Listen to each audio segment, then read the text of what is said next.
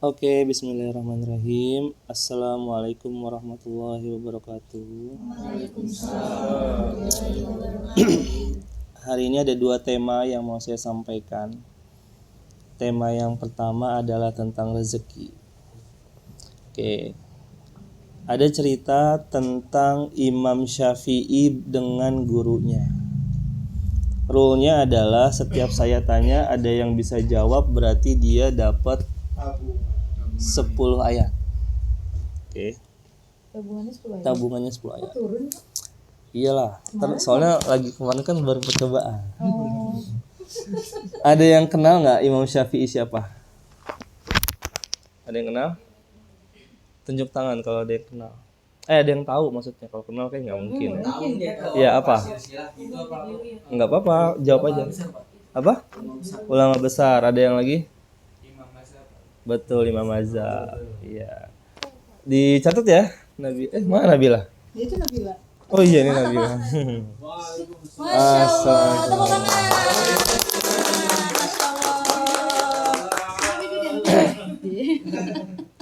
Oke, pertanyaan selanjutnya. Siapa guru Imam Syafi'i? Kira mau tunjuk tangan. Hah? Imam juga kayaknya. Saya kurang tahu malah kalau Imam Hambali gurunya. Tapi ada lagi yang di dalam cerita ini, soalnya ada lagi selain Imam Hambali. Siapa? Iya, saya nggak nyontek dulu. Ada. Kalau gurunya sih banyak Imam Syafi'i mah, semua ulama tuh gurunya banyak. Tapi ini ada satu guru yang masuk dalam cerita ini. Nah, ini siapa? Satu, dua. Syekh Abdul Qadir. Oke, gurunya adalah Imam Malik. Oke. Jadi ada cerita perdebatan antara Imam Malik sebagai gurunya Imam Syafi'i. Imam Syafi'i itu meyakini bahwa rezeki itu harus dicari dulu, baru didapat. Sedangkan Imam Malik meyakini sebaliknya. Imam Malik meyakini rezeki itu nggak perlu dicari pun bisa dapat. Pertanyaan saya, mana yang benar? Dua-duanya benar. Itu versi Arkan. Ada yang percaya dua-duanya benar atau dua-duanya salah atau salah satunya? Tergantung keyakinan. Semuanya dua-duanya benar. Coba yang yakin dua-duanya benar siapa? Oke, yang nggak yakin dua-duanya benar. Oke, silakan. Alasannya apa? Makanya Alasannya? cuci muka dulu. Alasannya apa? Harus dicari dulu. Oke, Imam Syafi'i ini pengikutnya. Tepuk tangan dong, pengikutnya Imam Syafi'i. Iya, dicari dulu setuju juga. Oke, ada lagi yang memiliki beda kepercayaan di sini? Ada? Nggak percaya nggak?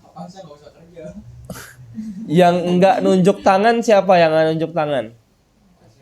Itu enggak nunjuk tangan itu kenapa? Bingung apa bagaimana? Percaya dua-duanya. Apa ini? Ayo Mas Holis. Enggak perlu dicari, meyakininya itu.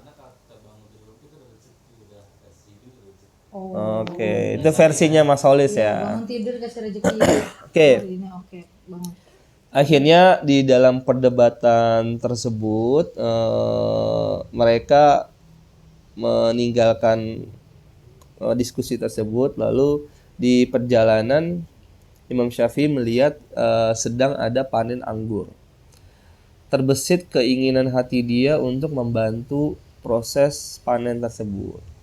Akhirnya setelah panen itu selesai, ternyata dia diberi hadiah oleh si yang punya anggur itu banyak sekali anggur yang diberikan kepada Imam Syafi'i. Nah, Imam Syafi'i itu senangnya bukan karena diberi anggurnya, tapi senang karena dia terbukti benar.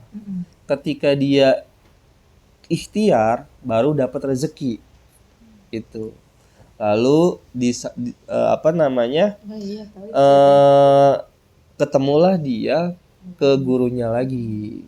Dia tidak merasa paling benar, tapi dia menceritakan bahwa ini guru, saya mendapatkan anggur setelah saya membantu proses panen anggur. Begitu senang dan happy, dan ternyata Imam Malik ketawa-ketawa, senyum ketawa gitu. Kenapa? Karena pada saat dia mau mengajar, dia kepikiran, aduh enak nih siang-siang panas-panas makan anggur gitu. Tahu-tahu datang anggur dikasih oleh muridnya. Begitulah ceritanya. Tepuk tangan dong Imam Syafi'i. Yoi. Itu namanya cerdas. Iya, jadi ternyata rezeki itu ada banyak. Ada yang harus ikhtiar dulu, ada yang nggak perlu harus ikhtiar dulu, tahu-tahu datang.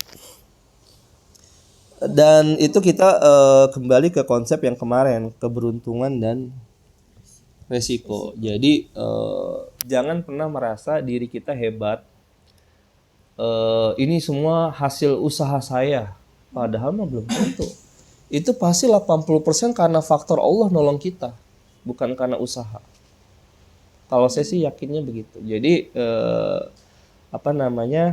jangan merasa diri paling hebat lah, karena banyak yang di atas langit masih ada langit. Oke, lanjut yang kedua. Materi yang kedua adalah materi tentang jangan marah, atau kalau dalam bahasa Arabnya la takdob. La takdob walakal jannah. Jadi janganlah marah maka bagimu surga. Itu hadis Rasulullah SAW. Nah ini lagi-lagi saya menasehati diri sendiri.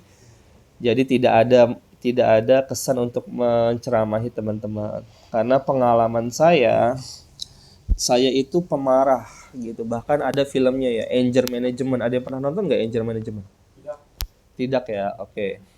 Jadi saya itu pemarah luar biasa, emosian banget lah, parah dah gitu. Jadi kalau jeleknya saya itu, kalau saya marah tuh saya teriak-teriak, maki-maki orang di depan orang-orang gitu. Jadi saya nggak peduli itu gitu. Dulu lah ya, dulu. Tapi saya ada keinginan untuk berubah. Kalau manusia itu kan bisa ya berubah. Maksudnya bisa lah. Kecuali mungkin kalau di umur udah 50 tahun ke atas tuh udah agak sulit lah. 40 ya. Nah, tapi masih lah kalau ada miracle dikit lah ya. Nah, saya itu berjihad untuk agar gimana saya jangan emosian gitu. Karena kan capek kan, emosi itu capek banget. Capek banget. Terus sampailah saya, waktu itu saya kerja di Tebet. Sampailah saya ke Habib apa gitu di daerah Tebet. Kan dulu tuh banyak yang konsultasi sama dia di Habib tersebut itu. Permasalahan mereka lah. Nah, karena kayaknya saya nggak punya permasalahan apa-apa. Masalah saya cuma ada ini, karakter saya yang marah terus. Akhirnya saya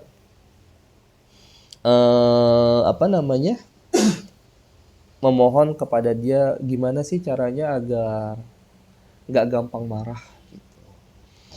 Nah, beliau sih waktu itu sarannya gini. Jadi pada saat sebelum sholat kan ambil air wudhu. Habis ambil air wudhu tuh jangan langsung sholat. Tunggulah maksimal 5 menit gitu.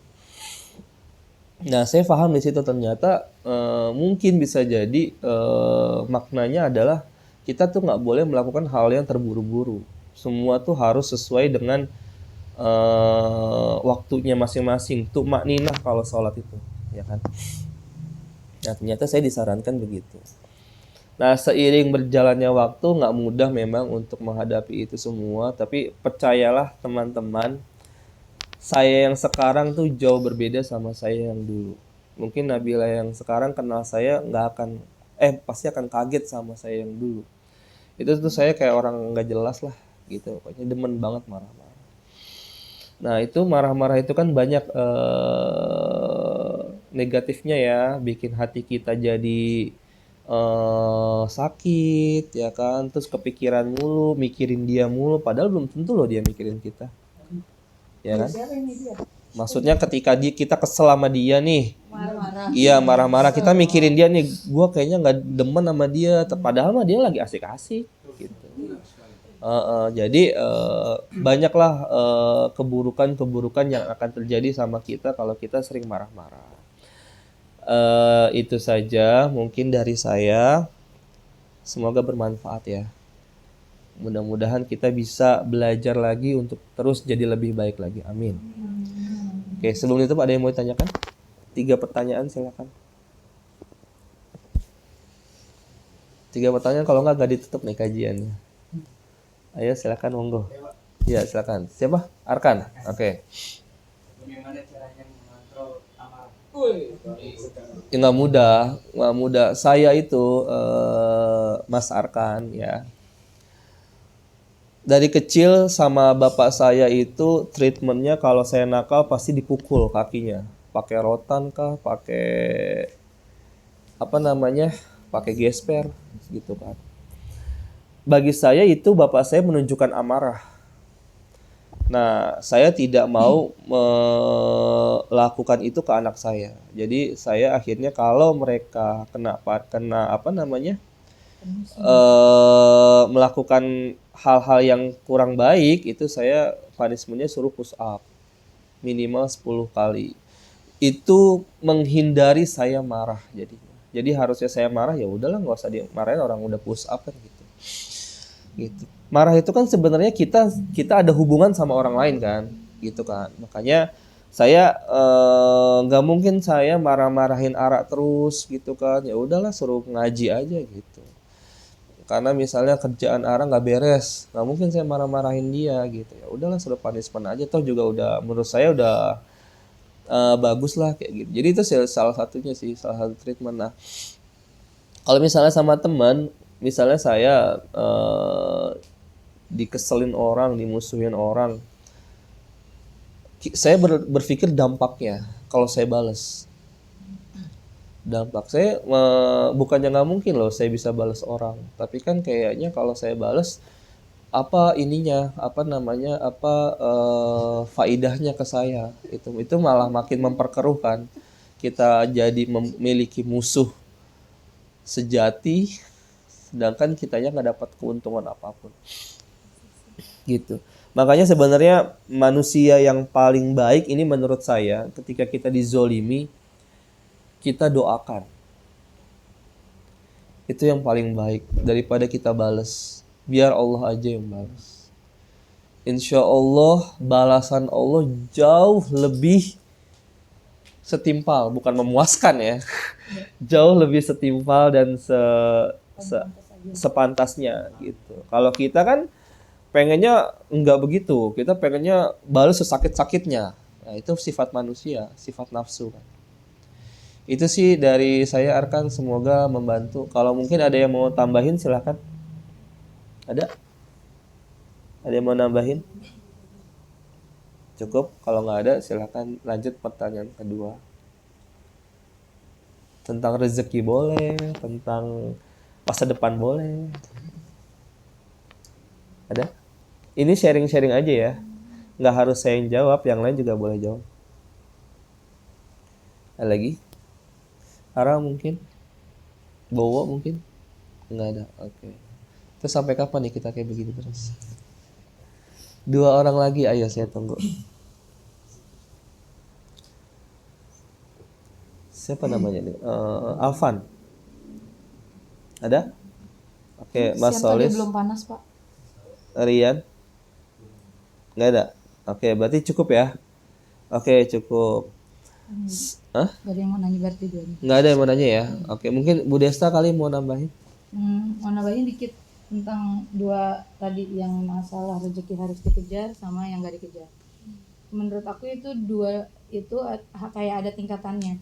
Kalau untuk jangan ditelan mentah-mentah, maksudnya jangan berpikir kalau karena kan kita masih muda ya, kita masih ada di level yang benar-benar di bawah banget. Kalau menurut aku kita nggak punya privilege apapun untuk mendapatkan rezeki yang tiba-tiba datang langsung seperti gurunya Imam Syafi'i itu gitu. Sudah suatu hal yang sepantasnya kalau misalnya gurunya Imam Syafi'i mendapatkan itu, karena kan dia udah memberikan manfaat untuk muridnya sampai punya murid sehebat itu. Jadi udah pantas dia dapat rezeki tanpa harus ngapa-ngapain, karena dia udah effort duluan, belajar dengan baik selama bertahun-tahun, ilmunya sudah menetap di hatinya, Allah udah kasih jalan, dia ngajar dengan sungguh-sungguh sampai punya murid yang bagus gitu. Jadi teman-teman jangan terlalu mentang-mentang ada konsep dua rezeki, satu harus dikejar, satu bisa datang lagi. jadi kayak setengah-setengah gitu untuk bekerjanya, ikhtiarnya, santainya gitu. Jangan kalau menurut aku. Karena gimana pun juga untuk mendapatkan hal yang profesional, untuk kita ahli, kita butuh latihan terus-menerus. Sih teman-teman. Jadi kalau masih muda, habiskan masa gagalmu kalau kata bahasanya Dahlan Iskan ya. Ya, ya Pak. Mario Dahlan ya. Teguh. Mario Teguh ya. Kok siapa sih pokoknya pokoknya Mario masih muda Teguh. itu harus habiskan masa gagalmu. Gagal, coba lagi, gagal, coba lagi. Karena kalau udah di atas 30 kalian gagal, udah banyak dilematiknya. Gitu sih.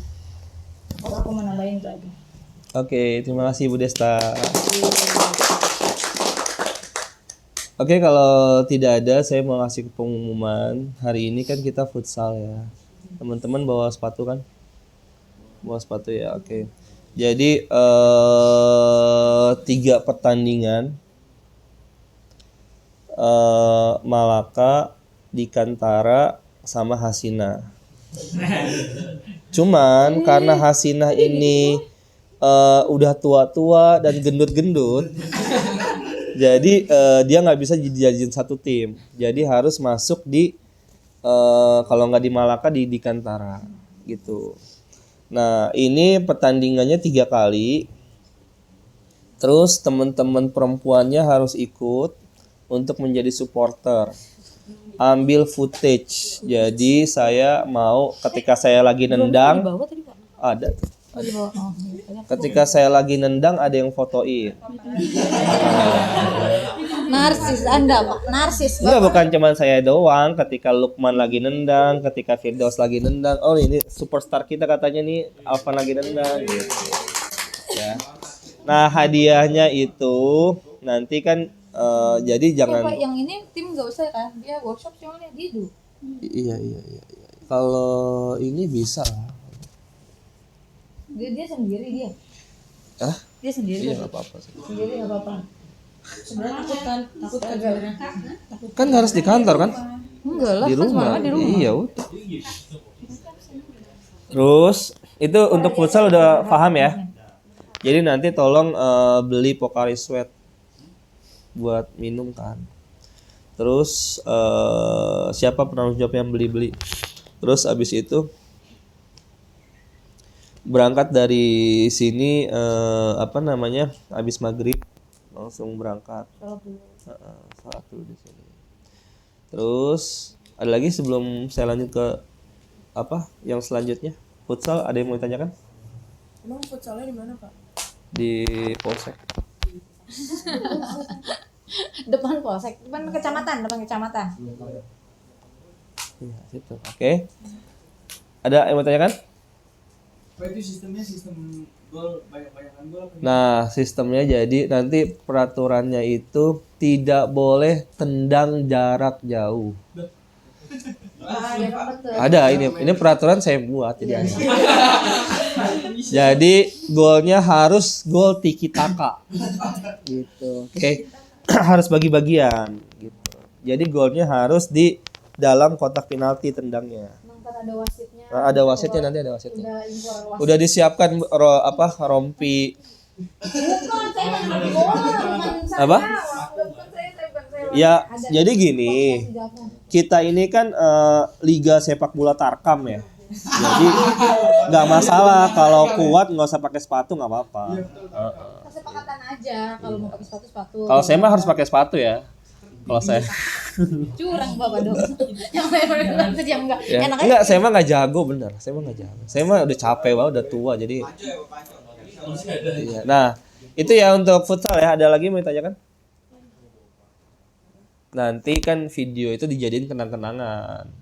Di Hasina, oh ternyata ada liga tarkam nih. Nabila ikut. Nabila ikut berarti. Ikut. Nah, terus Berarti Nabila doang, saya enggak ikut. kalau futsal ada lagi yang mau tanyakan cukup? Anak saya ngaji. Cukup? Iya harus dari Malaka ya. Malaka. Yang ngebelain Malaka. Kan? Gitu. Kalau saya paling nggak akan lama lah. Paling 15 menit udah keluar. Tapi ini mainnya berarti sewanya sejam nggak sih? Sejam. Sejam doang. Kalau kurang tuh saya tambahin. Kalau kurang. Terus Saya tuh kemarin lupa ngasih tahu, bener deh, lupa. Jadi teman-teman PKL tuh harusnya 7 hari menjelang resign tuh teman PKL di Gantara jangan ngejain posdik. Saya lupa ngasih tahu. Tapi kan udah saya kasih tahu sekarang. Ya, jadi maksudnya biar fokus ngerjain apa namanya? Iya, karena pasti akan saya banyak revisi kan. Revisi saya kan tahu sendiri nyebelinnya kayak apa. Gitu jadi. Marah. Itu makanya saya lupa ngasih tahu. Jadi sekarang anak di Kantara sudah free dari tugas Hasina. Oke. Bantuin saya cek dulu ya Ibadur Rahman soalnya Itu saja dari saya. Mohon maaf jika ada kata-kata kurang yang berkenan, karena yang benar datangnya dari Allah Subhanahu wa taala, yang salah datangnya dari diri saya pribadi. Afwan minkum. Assalamualaikum warahmatullahi wabarakatuh. Waalaikumsalam warahmatullahi wabarakatuh. Thank you.